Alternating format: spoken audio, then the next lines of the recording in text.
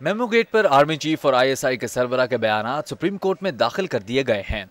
ISI के सरबराह lieutenant general Ahmad Shuja Pasha ने अपने बयान में कहा है कि उन्हें मंसूर एजाज के आर्टिकल का आईएसआई के मीडिया विंग ने बताया था, जिस पर उन्होंने ये नतीजा निकाला कि कोई शख्स ऐसा आर्टिकल नहीं लिख सकता जब तक उसके पास अपने मौक़िफ़ के हक में कोई ना कोई सबूत मौजूद ना हो। जनरल पाशा के मुताबिक उनके ज़राए ने तस्दीक की कि मंसूर एजाज मालूमात शेयर करने के लिए तैयार तो है, लेकिन सिर्फ DGISI के साथ, और मालूमात सिर्फ ऐसी जगह शेयर करेगा जो ना अमेरिका में हो ना पाकिस्तान में। जनरल पाशा के मुताबिक मंसूर एजाज से उनकी मुलाकात 22 अक्टूबर को लंदन में हुई। जनरल पाशा के मुताबिक मंसूर एजाज ने उन्हें बताया कि वाशिंगटन में पाकिस्तानी सफ़ीर ने उनसे रब्ता किया और मेमो के मतन और फिर उसे मुताल्लिका अमरीकी हुक्काम तक पहुँचाने के सिलसिले में राब्ते में रहे। जनरल पाशा के मुताबिक मंसूर एजाज ने उन्हें जो सबूत दिखाए, उन्हें देखकर वो मुतमईन हुए कि मंसूर एजाज के पास वाक़े से मुताल्लिक काफ़ी शवाहिद मौजूद हैं। 24 अक्टूबर को जनरल पाशा की मुलाकात आर्मी चीफ से हुई और ISI के सरबराह ने उन्हें अपनी तहकीकात से मुताल्लिक ज़बानी तौर पर आगाह किया। 18 नवंबर को जनरल पाशा की मुलाकात सदर पाकिस्तान से हुई, जिसमें उन्होंने सदर को मशवरा दिया कि ये मामला कौमी सलामती का है और इसे हल्का नहीं लिया जा सकता, इसलिए पाकिस्तानी सफ़ीर से कहा जाए कि मामले की तस्दीक या तरदीद करें।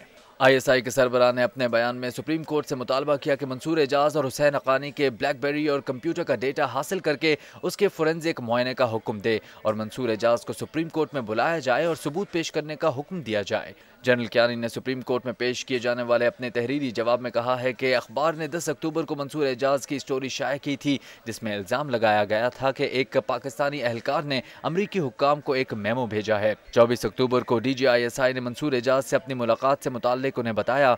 DGISI की राय ये थी कि इस बात के सबूत के लिए काफ़ी मवाद मौजूद है कि मेमो वाकई लिखा गया था। DGISI की राय ये भी थी कि मंसूर एजाज ने उन्हें जो सबूत दिए हैं वो ये साबित करने के लिए काफ़ी हैं कि मंसूर एजाज 9 से 11 मई तक हुसैन हक्कानी से राब्ते में रहे और उनके दरमियान टेक्स्ट मैसेजेस और फ़ोन कॉल्स का तबादला भी हुआ। DGISI के तज्ज़िये और टेक्स्ट मैसेजेस की तरतीब से हुसैन हक्कानी के मेमो से ताल्लुक़ का शुबा पैदा हुआ। जनरल कियानी ने वज़ीर आज़म को मशवरा दिया कि इस मामले की हकीकत या अदम हकीकत के बारे में कोई बात तय करना ही होगी और वज़ीर आज़म से पुरज़ोर इसरार किया कि अमरीका में पाकिस्तान के सफ़ीर को बुलाया जाए ताकि वो मुल्की क़यादत को इस मामले में ब्रीफ कर सकें।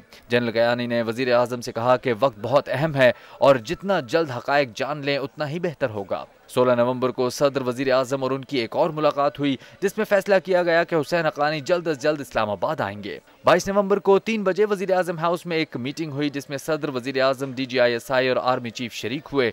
इस मीटिंग में हुसैन हक्कानी को ब्रीफिंग के लिए बुलाया गया, जिसके बाद वज़ीर आज़म ने हक्कानी से इस्तीफ़ा लेने का फैसला किया और तहकीकात का हुक्म दिया। जनरल कियानी ने बयान में कहा है कि जैसा वो पहले कह चुके हैं, इस बात की तस्दीक हो चुकी है कि मेमो वजूद रखता है।